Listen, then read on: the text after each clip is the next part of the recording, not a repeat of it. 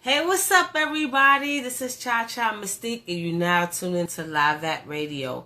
Today, we're going to have an amazing, legendary interview with the one and only Kool Rock Ski in the building. Yes, it's so much for us to talk about. He just dropped a new single with Cocaine. We're going to talk about that and just see what he's been up to lately. So I'm just waiting for him to come in the building. Yes, ladies and gentlemen, the one and only Kool Rock Ski in the building. What's good? How you feeling? I'm feeling really good. I'm honored that you're on the platform and we conversing right now. And yeah, this is a dream come true to me because I'm such a hip hop head. So it's such an honor to have this interview. Oh, thanks for having me. It's no problem. Yes. So, I want to talk to you about some different things, Right. Because I understand that, of course, we all know with the other interviews that you from East New York and, you was already doing the rapping and beatboxing thing on the streets of Brooklyn. Right. You even made a testament that a lot of the well-known artists in hip hop, you didn't know them. Because it was already happening on the streets of New York. Right. So, do you feel like a lot of people don't get their credit due? And would you say that hip hop was before a lot of people say the date to it? You mean a lot of people that came before us, or a lot of people that came out with us and maybe a little after us don't get their credit? All together. Yes. Yeah. I mean, the hip hop world is, if you really think about it, it moves so rapidly, and it's still relatively young, even though it's turning 50 years old next year, my bad. And that's amazing when you think about it's turning 50 years old. But, with this culture of hip hop, I think a lot of people overlook the architects who built it. I'm talking about people like, Grandmaster Flash, Grand Wizard Theodore, Africa Bambaataa, Busy B, Curtis Blow, Kool Herc, the list goes on.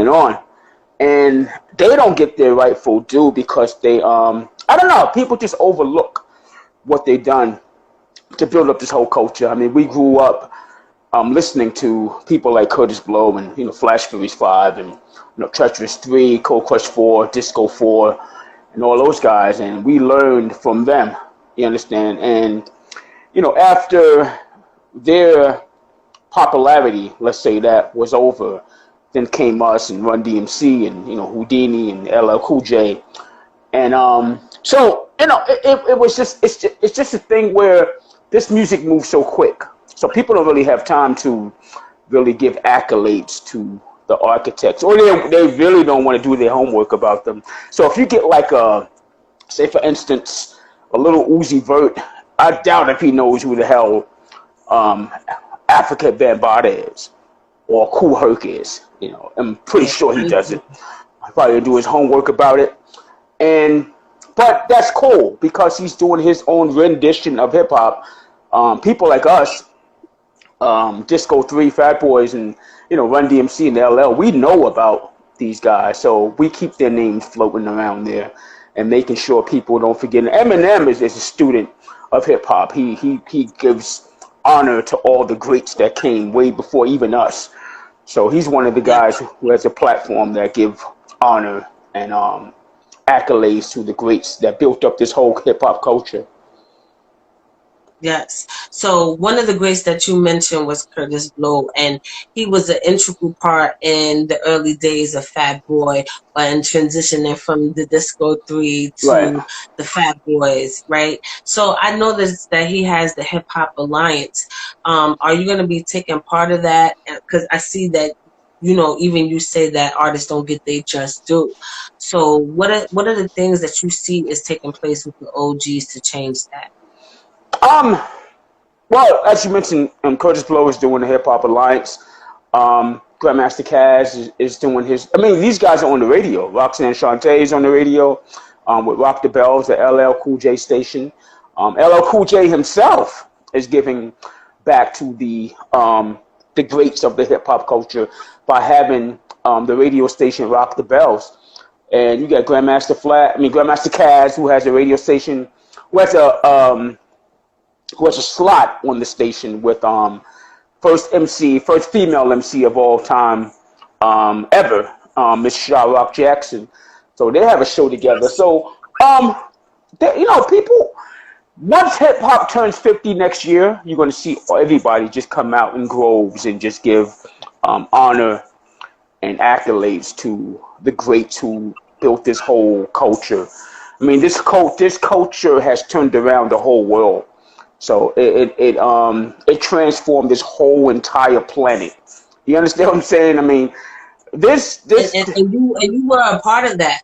Yeah, because I heard it. Of course, you know that, but for the reason why I'm saying that means more because you was integral, or Disco 3, right, and the transition into Fat Boys was an integral part of it going mainstream with Crest Group. Right. You know, that was the first time people on a larger scale was watching this, and it had more of a mixed crowd than a Beach Street was. You know, a Beach Street is more that hood classic, whereas Fresh Groove was showing the world what hip hop is. So, how did you get started in acting anyway? You know, because we know you as a hip hop, but how did you transition into actors? How did that? We didn't. Acting came to us. To be honest with you, we're horrible actors. I'll be honest with you. We can't act worth a damn. But you know, we had something as far as acting abilities, and Hollywood came calling, and they gave us our first movie, which was Disorderlies. We were the first rappers to be featured in our own movie. You know, Crush Groove was. We did a movie called Nights of the City with Curtis Blow Gaddis, and he had us in a little small part in the movie. We auditioned for Beat Street, that got turned down, and then Crush Groove came calling. But I'm saying, was it like a collective decision in saying, "Are we gonna do this?" or the management pushed you guys? We had no idea in the world we were gonna do in a movie. You know, videos for us was like a movie, so that's about the extent of it. But our manager pushed for a movie because we could be marketed. We could be marketed. Run DMC, Fat Boys, LL Cool J, and Beastie Boys. You can market these acts. You can bring them into your household, make them household names. Much respect to all the rappers that came before us and even after us. But a lot of these rappers you couldn't market like that. You understand what I'm saying? So.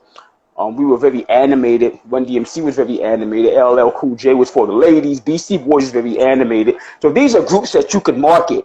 And so just so happened, after Crush Groove, we got the call from Warner Brothers to do our own movie. But we didn't go out looking for. Our manager took us on, auditions for movies. But we never thought about doing a movie. You know, that was the furthest thing from my mind was doing a damn movie. So, Yeah. Now, in Crest Groove, the infamous scene of "all you can eat," right? Did y'all really have all that food in front of y'all and was busting it down? No. I'll give you the update. I'll give you the history rather on that scene.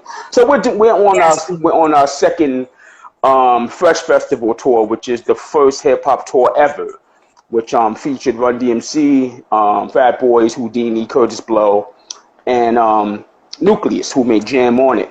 So anyway, we're doing our second tour, and when we were doing we had to shoot the last scene of the movie, which was All You Can Eat. So we were in Mississippi, so we had to fly out after the show to get to New York by 6 o'clock in the morning in Manhattan to shoot the last scene of the movie, which was All You Can Eat. So we get there, we got in town like maybe I think 3 o'clock in the morning. We checked into the hotel. We got up like 5:30 in the morning, went to the set, and we shot the scene, which was, like I said, the last scene of the movie. So by the time we got to the movie set, mind you, these guys was there maybe like 4 o'clock in the morning, setting this whole thing up.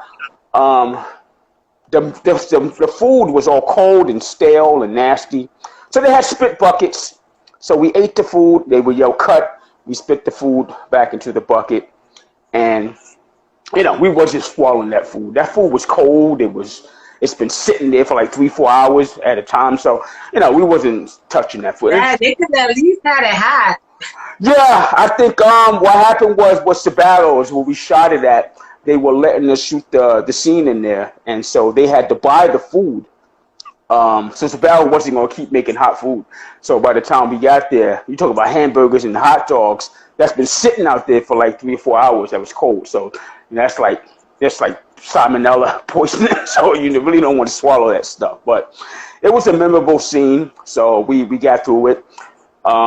We became rock stars that day because we shot the scene, got back on the private jet, and went back on tour. So that was like a rock star moment for us. You know what I mean?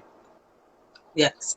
Now, because you guys are named the Fat Boys, did you feel any pressure to remain fat and to uphold that image? Was there ever any pressure to eat unhealthy or and things like that to hold up the name? No, not at all. Listen, when you're out on the road at 2 or 3 o'clock in the morning and you're going from city to city performing, you're going to eat the wrong kind of stuff because you're getting on a tour bus. You got to take your clothes, you got to pack your clothes from the hotel, put them on the bus, and by the time the bus driver gets going, it's like 2 o'clock in the morning. So he's going to stop at anywhere that's open. So McDonald's could be open 2 o'clock in the morning. Pizza Hut, whatever's open, we're going to, truck stops, which has some of the worst food you can buy as far as unhealthy food. So we're buying this food at 2 o'clock in the morning, 2 or 3 o'clock in the morning. Plus, we're very young. So we were skinny kids. So by the time we really got into our popularity and our so-called fame, we started gaining weight. You understand? So no, we never had it in the contract. We had to sign something to stay at a certain size. But not like a contract, but always, putting you guys around the wrong foods, Right. because you tried to lose weight, I think 85 or 88, Right. and so I guess you had a conscious decision then. Right. While you guys were heavily doing albums to want to get healthy. So, did you ever get any backlash from management or anything like that to uphold that image? No. I mean, I think one time, when you're young, you can lose weight pretty quick. So when I started losing weight, my manager did say one time that it may be some kind of false advertisement because people are looking for 3 round guys and you're turning into a skinny guy. So, I don't know if he was joking, if he was real about it. But listen, at the end of the day, my mother wasn't trying to let me go out in a casket because I'm trying to maintain some kind of weight. She can give a damn about fame and fortune. She just wanted me to be healthy. You know what I mean? So, kudos to her. Yes. So you did go on a healthy journey and things like that. But we know Buff, he still remained what people would say is overweight. And some say that catered to his demise at the end. He wasn't even 30 when he passed. Right. Do you feel like that? And was there ever time you had conversations with him to try to put him on a healthy path? Buff was never a skinny kid. Buff was never a skinny kid. Buff was always a big kid. So Buff was, the thing is, Buff was more athletic than any kid that we grew up with, than all of us that grew up together. Just that Buff he was just you look at his brothers and sisters, they were like 6'2". His brother was like 6'2", 6'3", like 200 pounds. And so Buff was just, I guess he got the size from his it came from his mother's side or something. But Buff's demise wasn't due to his weight. Buff had caught pneumonia and he had the flu real bad at the same time, and it culminated with him passing out, and he had a heart attack. So it wasn't his weight, because he was healthy as a horse. He got tested so many times and they found nothing wrong with him. So it really wasn't his weight. I think when people hear the word, when they look at Buff, the first thing they say is that. It's like looking at Big Pun. The first thing they say was his weight. So it's perception is everything with people. So that's what it is. But he didn't die from his weight. Okay. So going back, just a little bit, on the crushing. album, Right. even though it crossed over and you had a lot of success. You had the Beach Boys on there, things like that. But Prince Markie Dee, felt like that was the worst time or whatever the case may be. Right. Was there any pressure as well to stay relevant to the Black community? Did you feel like, it was a difference? I mean, listen, rap has to expand. Rap cannot stay in one place. It can't stay stagnant. This is why Run DMC did songs like Walk This Way.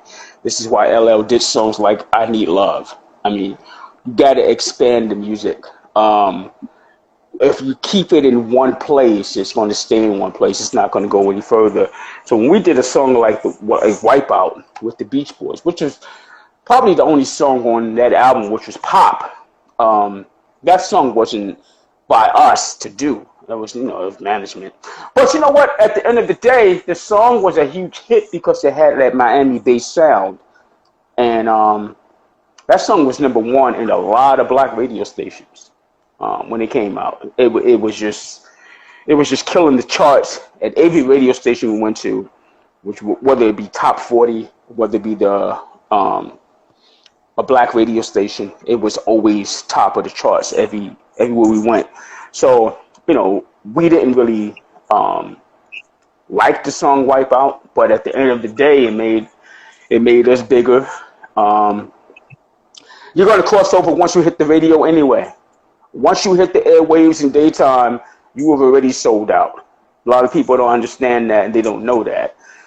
So people who want to remain underground or independent or whatever they want to do, when their songs are not getting played on the radio, yeah, of course you're going to get the underground crowd. But once your song hits daytime radio, you can get straight out of Compton hitting daytime radio. You've already sold out. Because now the masses, the rap fans are listening to your music as opposed to the hip-hop fans. You understand what I'm saying? So that's what it is. Yes. So, that was around the time where it felt like y'all wanted to be more of the Fat Boys because, they were, going in this way or whatever. Did you feel like you was losing your voice? And when you was deciding to change back to the original Fat Boys, as far as the content is concerned, did they talk to you heavy to try to talk you out of that? To go back to regular music? Yes, because you were saying, it caused a lot of conflict, that Cruising album. But after a while, you was trying to do your own music. I guess it was something going on with management. No, I mean, everything runs its course. So your popularity is going to go to, everybody's not going to sell 500,000 copies first week forever. You know what I mean? After a while, you're going to have that decline. And you're going to run your course in music, whether it be Fat Boys or Michael Jackson or whoever. You're going to run your course. You're never going to be as big as you were from your last album as you were from your first or second album. We had a string of 5 hit albums that went gold and platinum.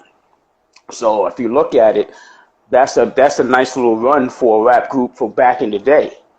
You understand what I'm saying? I mean, there's rap groups right now. I mean, there's no rap groups left anymore, but there's rappers right now who can't do that. So everything runs its course. But we weren't trying to captivate an audience that we had from our first album because our music had evolved.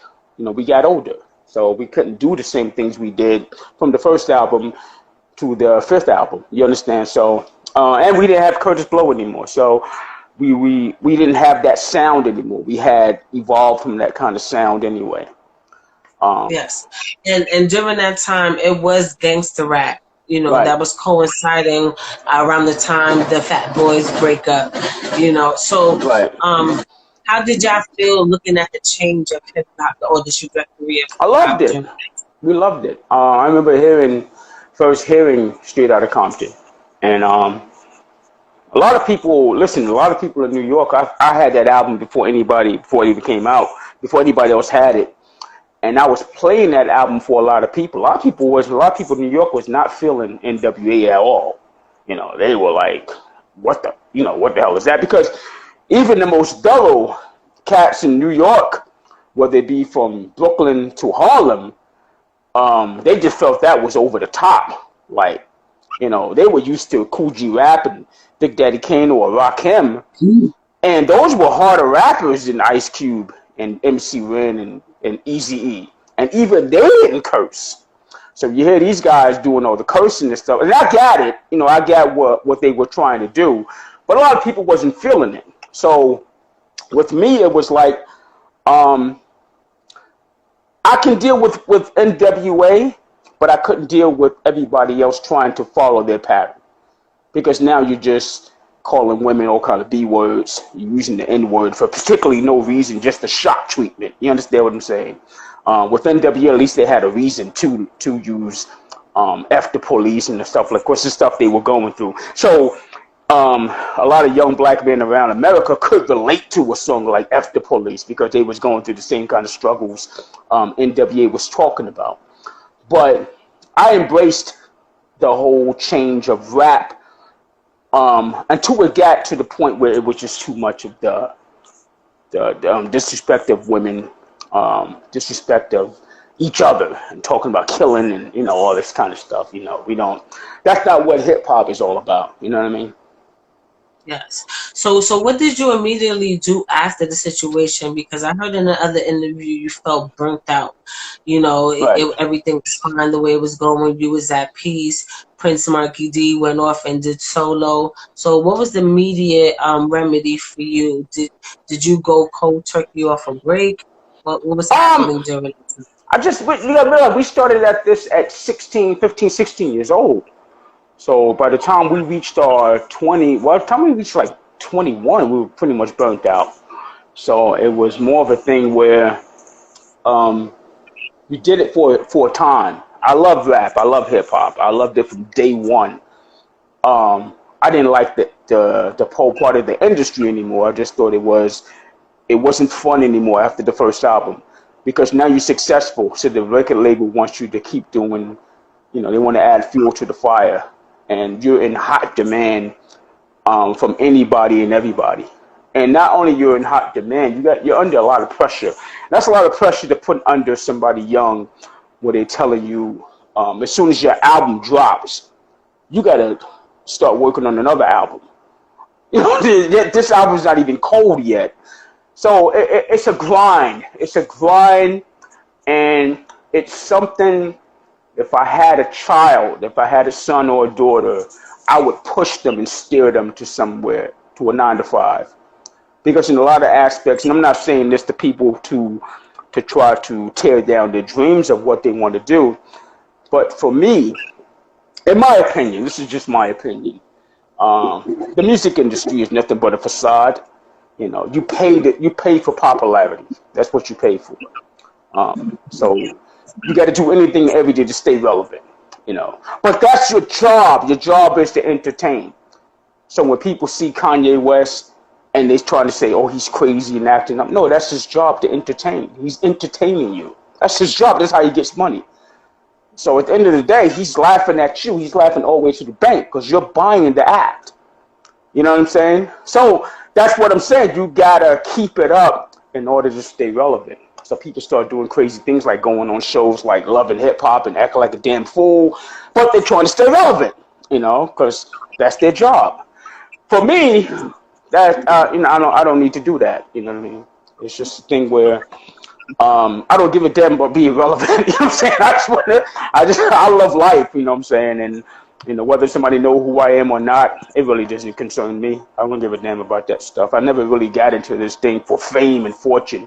I got into it because the other two brothers I grew up with, we had fun doing it. So, you know, and we fed our families pretty good. So. Yes. Now, I'm not going to keep you here too long, but I do want to know, I want to take a moment in time to pay homage to Buff and Prince Markie Dee.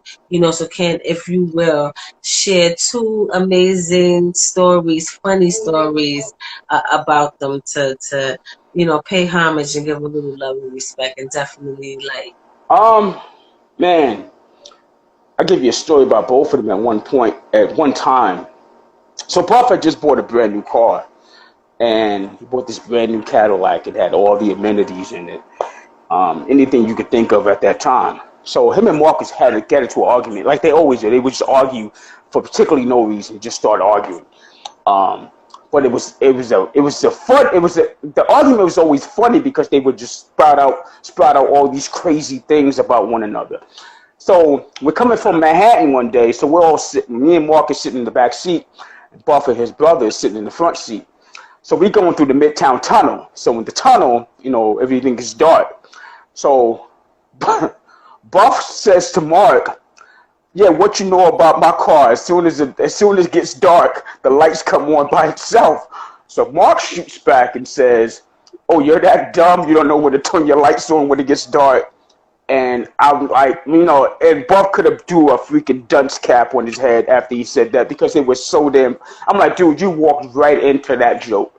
So that's like one of the funniest things I've ever seen those two do as far as arguing.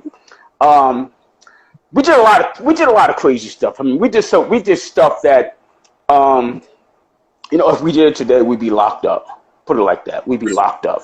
We did some crazy stuff. We do furniture out the window, couches, beds, all kinds of stuff. We was acting like a bunch of wild pack of animals. So we did a lot of crazy stuff. Do you think a lot of that is due to social media? Because you see, a lot of that happen in hip hop. With things like Young Thug.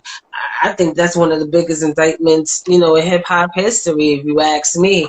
But a lot of people are getting convicted or blamed for things, because of social media. When we know it was just as crazy back then too. Right. Do you think social media plays a part in that? Of course. Now everybody can see what you're doing. We did some sick stuff. We're sickos. But nobody can see it. Nobody see what we were doing. But I think that's a people's choice too, because there's a lot of people who don't really use social media and they dopes a lot. Their lives are really dope. I think people choose to do all of that stuff, or at least put the wrong thing out there. Like, you can't show too much. What you think? I mean, listen, you're dealing with a generation who's all about, they want people to see what they're doing. So whether they count money, or whether a female is dressed is damn near naked, shaking her ass on, just to get attention. This is an attention-seeking generation. They all want attention. They want to look at me, look at me, look at me. But the backlash to that is, I was telling somebody just the other day, the feds is looking at anything and everything that this hip-hop generation is doing. So when you start getting on social media and talk about your ops, and all this gunplay and all this crap, they're looking at all this stuff.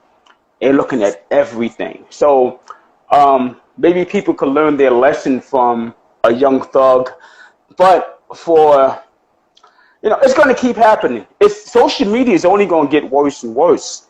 It's a blessing and a curse.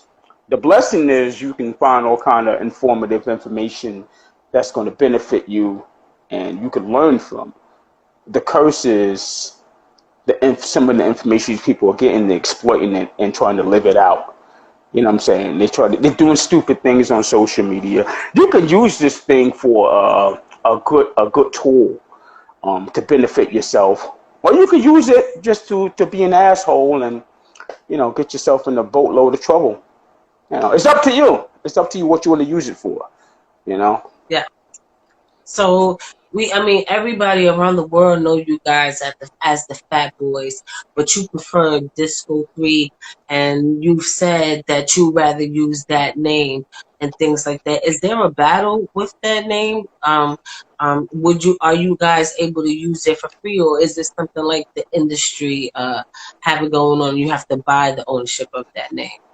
No. To be honest with you, Disco 3 derives from the Disco 4. We were so naive and dumb. There was a rap group called the Disco 4, and we just named ourselves the Disco 3 because it was common. It wasn't nothing spectacular. I mean, you had groups like Fantastic Romantic 5, you had Cold Crush 4, you had Treacherous 3, you had Fearless 4, you had Flash and the Furious 5. And these were elaborate names. So we just wanted to name ourselves something basic. So we named ourselves Disco 3. We found out there was a Disco 4. So we were so naive to anything and everything that we just said, hey, it's 4 of them and 3 of us. Who's going to care? So So our manager couldn't market Disco 3 anyway. You know, people loved the name. Real hip hop fans loved the name, but our manager couldn't market that name because disco was no longer in style. Disco was gone. So we had a big name changing party at the Roseland Ballroom in Manhattan from Disco 3 to Fat Boys. So after that, we never looked back. Yes, yes. Now, unfortunately, you wouldn't be able to perform with them on stage anymore. Because you could still do tours, but I know there's a discrepancy. Would you consider them doing the scanning, the hologram? The hologram, that'd be funny. No, I wouldn't go that far. I wouldn't go there. I mean, if somebody requested it, yeah, like if they be like, we want the Fat Boys, and they put how they did Tupac. Right. I think that's the only one they did so far. That's the only one they did so far. They didn't do a Biggie one. They didn't do a Big Pun one. I think Tupac is the only one so far that they did a it's called a hologram. They did so far. Yeah, the hologram. I mean, if it was in demand and somebody was willing to pay for it, that thing's a lot of money. I think it costs a lot of money. If somebody was willing to pay for it, if it was in demand, yeah, I would do it. It'd be fun. You know, if we got accepted to the Rock and Roll Hall of Fame, yeah, I mean, if somebody that's necessary. We need to campaign for that. That's very necessary. Because you was a great hand in crossing over hip hop. That was very important. I'm not saying you were the only ones and people wasn't doing, but you was a part of that school that made it possible. You know what I'm saying? In a major way. Yeah. So that's very, very important. But I think it probably would be like bittersweet. It would be like a real emotional moment for you. You think it'd be funny? No, it'd be actually be funny because I know it's something they would laugh at. These guys were jokesters. They were jokesters to the highest degree. You couldn't put them in a courtroom. You understand what I'm saying? If I was on trial for, say, murder or something like that, and I turned around and I see these two characters sitting behind me, and I'm on the witness stand or something, I would start laughing because they were nothing but jokesters. They took nothing seriously. They took nothing. Everything with them was a joke. So if I had a hologram on stage, they would be probably laughing at me like, "Yo, look what he's doing." He looks like a jackass. They were laughing at it. That was the thing. They loved to laugh and joke all the time. And that was real. That wasn't an act. That was real. So, it'd be dope. Speaking of the Rock and Roll Hall of Fame, but to me, I think the first two acts that should have gotten in there and got the nod was either Grandmaster Flash 35 or Curtis Blow. Everybody else should have came after that. There's no way Jay-Z and NWA, Eminem should have came before those acts. This is the foundation. Flash and the Furious 5 was the foundation. Curtis Blow was the first solo hip hop star. They should have got those two in first, then everybody else comes in. That's just my opinion. No, I totally agree with you. That's why I was happy to see Curtis Blow do a Hip Hop Alliance. And Grandmaster Caz talks about that too. Yeah. You know what I'm saying? How it should be like a council type thing. And, the legends are getting they just do a pension, something that effect where we're taking care of those pioneers because they still alive. Like you said, hip hop is 50. Yeah. And a lot of our legends are still alive. Yes, we lost a lot, especially last year. But, I was just telling somebody this, sorry to cut you off. I was just telling somebody just the other day, the oldest rapper and the oldest DJ is, I think Kool Herc or Red Alert. And I think the oldest rapper is Curtis Blow. And they're not even 65 years old yet. Mick Jagger is like 200 years old and he's still rocking out. So, these guys are still young, you know what I mean? So, it's, like I said, hip-hop is only 50 years old. It's only 50. So, in 1973, when this thing first started gaining traction, and by 1979, when King Tim III and Sugar Hill Gang came out, and then the floodgates were open. Because you got to remember, they wanted this music gone after Rapper's Delight. They thought it was a fad. It's like, okay, we played the song, get it out of here. But then Flash came out with that message, and it just made, you know what I'm saying, it changed the whole landscape of what rap is about. You know what I mean? Like, you can do this in so many different ways. This is poetry in motion. And that's what Flash and Duke Booty and the Furious Five And you did. guys brought character, though. You know, Yeah. it was funny. It's like, you know, you had music that could be like, you know, on one of those comedy records, like Red Fox type thing, but hip hop style. Right. And I felt like you know, you guys in a major way brought that element to the forefront and showed that side of hip hop. And you're starting to see these new artists now that do skits and things like that. I think that is very largely comes from that era. Yeah, I mean, I've always said that Run DMC represented the serious side, the hardcore side, and Fat Boys represented the fun side of rap. So when you have acts like a Busta Rhymes and all these guys who are animated, that's the Fat Boy side. When you have, yeah, exactly. When you have acts like you know, anything like Public Enemy and anything after that, that's the Run DMC side. Yeah, was definitely a character. Yeah. So, you know, it's we don't have that balance anymore in hip hop. Everybody wants to talk about this one particular subject and rap about one particular flow and rap on one particular flow, and nobody's coming along to change anything. I mean, Kendrick Lamar, you know, his album is brilliant. Yeah, I love me some Kendrick. Yeah, I mean, and guys like J. Cole. I think we do, but we just don't give them like credit. Like, yeah, we don't really give them their flowers. They out there, just like there's a lot of female artists that they don't really put to the forefront because they don't dress super scandalously. I mean, they doing well enough, but not at the forefront like how they should be. I see the big difference. I know. Right. I mean, but imagine a Bahamadia was mainstream. Yes. Imagine, but she's so deep that you can't even get her metaphors until like maybe 10 years later. So this is why she never really got to mainstream. But just imagine her mainstream. Yeah, I mean, females like Rhapsody, of course, MC Lyte. You know, the list goes on. But I don't mind a balance like if you got a Rhapsody and you can have Cardi B, that's cool. But when you just focusing on that one particular kind of artist who's on stage with damn near no clothes on and she's rapping about her vagina in every damn rhyme, you know, how can you take this seriously? You understand what I'm saying? So it's so when a rapper like a Bahamadia or a female rapper like a Rhapsody come on, you're calling that corny because she's not doing the crap that or every other female is doing. She's not showing skin. You understand what I'm saying? Lauryn Hill proved that you can do this without being vulgar. And she's another Gemini, so shout out to Lauryn Hill. Yeah, shout out to Lauryn Hill, one of the greats. So, you know, I'm just going to touch on this subject for a minute.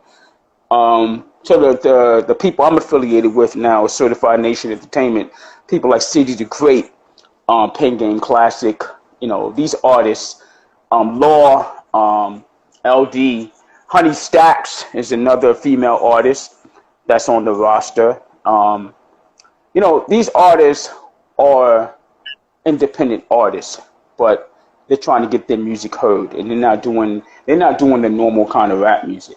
You know, but they're just well-rounded, good lyricists, and they know how to rap. You know, It's Only Right is another brother that's in Chains. So these are the artists that I'm trying to work with and trying to get them on a platform and get them heard. And they're going to be out July 23rd in Linden Park. You know, we're doing the second annual Classic Hip Hop and R&B Cookout, put together by Yes, I myself. was just about to ask you that. I heard you mention it before, but you were saying it was on the standstill. I was gonna ask you what's going on with that. Yes, Oh yeah, it's so second annual. here it was on and popping. Oh yeah, we going full throttle. We're going full throttle. This is the second annual. We had our first one was last year in Linden Park in East New York, Brooklyn. This is us, Disco 3, giving back to our neighborhood, which is in East New York, and we're doing it at the junior high school, 166 Park. That's the junior high school Kool Rock Buff and Mark went to.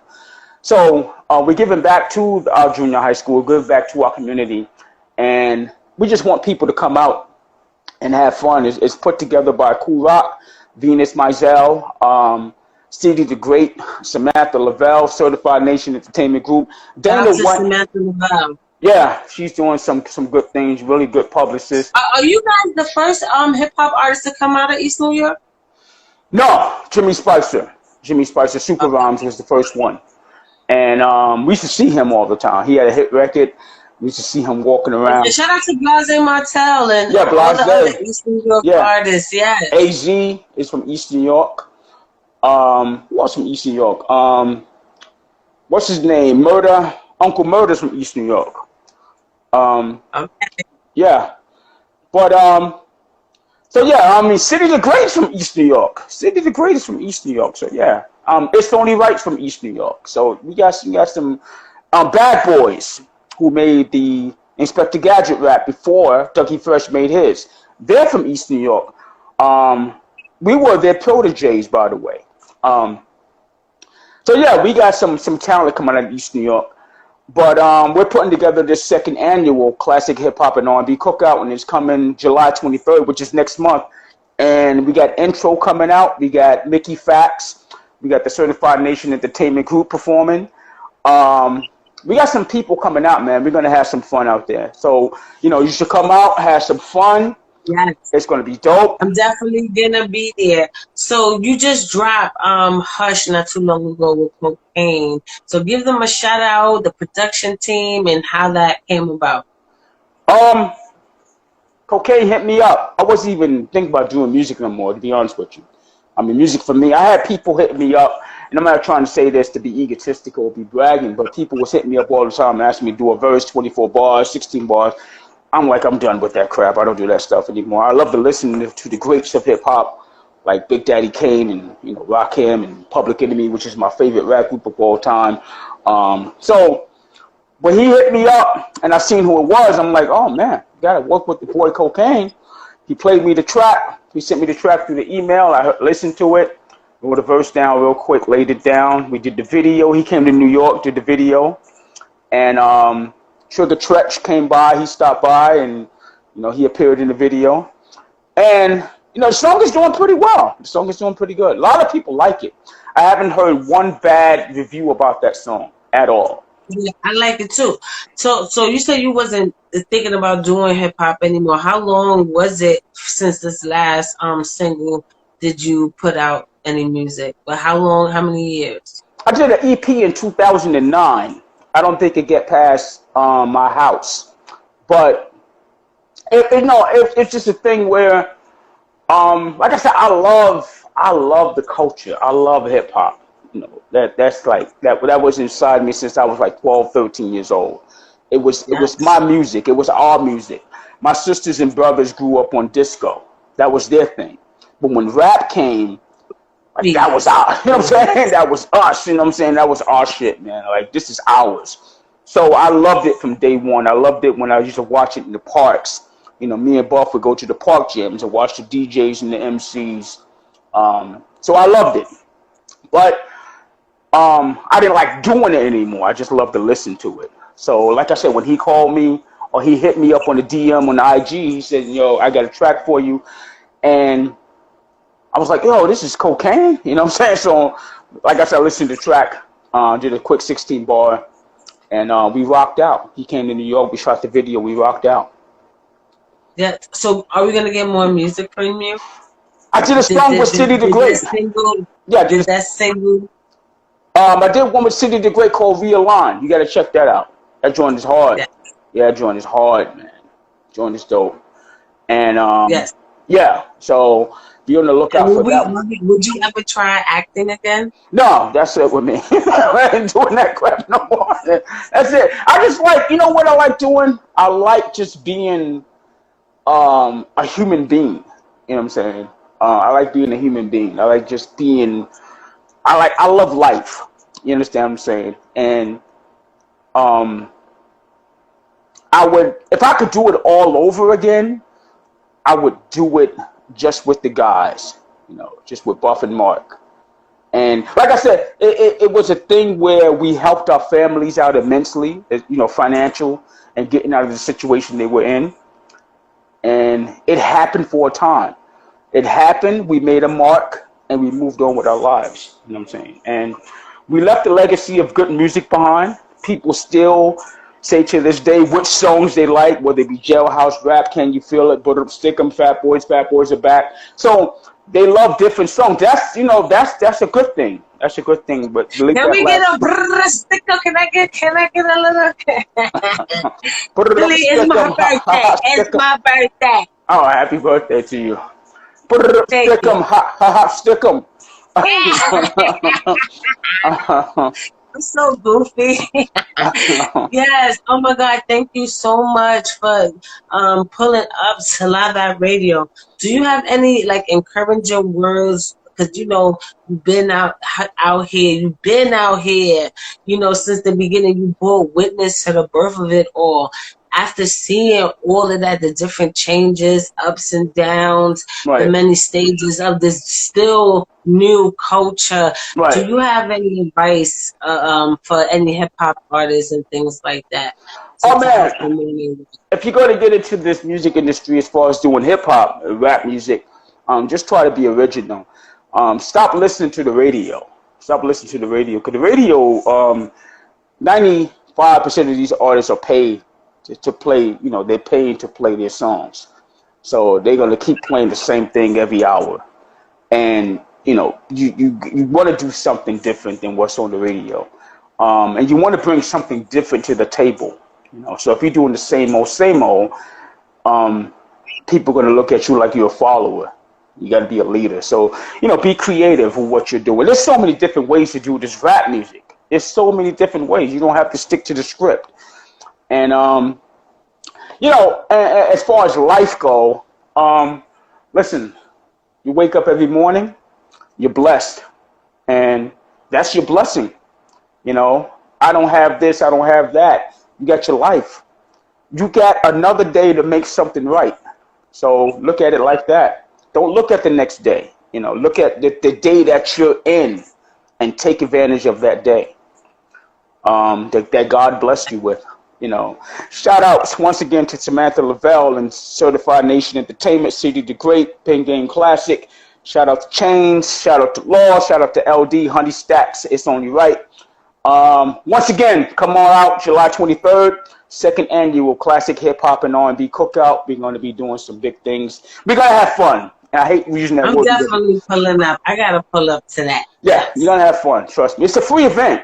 It's free food, free music, free air, you know, free everything. So just come out and have fun. Okay, thank you so much. This was definitely an honor. You know, I couldn't ask for a better birthday to spend it with one of hip hop's legends. You know, Happy people birthday, can't say that. Yes, right? I'm doing too much right now, but I have the right. You know, I'm in my solar return, and like you said, I appreciate the fact that I get to see another year. You know, even though tomorrow's not promised, but shit, last year was dope. At least I tried to make the best of it. Exactly. You know, because I was around for it, the good, the bad, the ugly, and I fucking defeated that shit. So bring it next year. Bring it. Yeah. Yes. Definitely. Yes. It was so good. Thanks so for having me. All right. Yes. Yes. Have a good night. You too. Yes, though. Wasn't that a birthday? Wasn't that a birthday? What? I had an amazing time. Shout out to my family. You know, I got to spend some time with them early. I had to do a lot of things early, you know, to prepare for this. My drink is around here somewhere. I try my best to be as sober as possible because I knew I needed my brain to work. But it was a hell of an interview, and I definitely appreciate it. Definitely enjoyed myself. That was definitely one for the books. I can't ask no better way to spend my birthday, you know, with one of hip hop's legends. And y'all got to hear a lot of stuff that y'all never heard before. And I try to keep it like that too, you know. I want to, you know, we got to get a deeper look. And that's what Live Back is, exclusive content. You can't, it's unscripted, unfiltered, 100% genuine, and definitely a vibe. Yes, I want to thank everyone that tuned in tonight. Shout out to Samantha. Shout out to my family for showing me mad love today. I got mad cake to eat right now. I got a few drinks. And yeah, so with that being said, I'm going to get up off this. But thank you for everybody. Thank you to Goo Gang, one of my clubhouse. Shout out to Chinky because, you know, I'm blind, motherfuckers. That's the thing with me. I'm blind. So I'm sorry if I wasn't reading all the shit. And then they was telling me that I gotta stop being so up on my camera because I be like this all the time. So, you know, I'm trying to stay back. I'm already extra chinky in my eyes because, you know, it's a vibe. It's my birthday, but I think I held it together because it could have been a drunk night, but I couldn't do that I couldn't do that to Roski. I couldn't do that. Kool Rock Ski. Yeah, so let me get up off this. And thank you for everybody that was tuning in. If you're watching this on YouTube, please hit that subscribe button. Definitely that notification bell so you can get all our new interviews as we post it. Yeah, if you listen to this on podcast streaming services, excuse me. Yeah, click a review. Give me a thumbs up or a thumbs down. Let me know how you felt. What questions you would have asked. I would like to see what you got to say. So leave all your grievances, your litness in the comments below, and it'd be much appreciated. And with that being said, shout out to all of y'all. And I'm up off this, though. Happy birthday to me. Thank you for watching. Like, comment, and share. But most importantly, subscribe and hit that notification bell. ChaChaLive.media. Let's get it.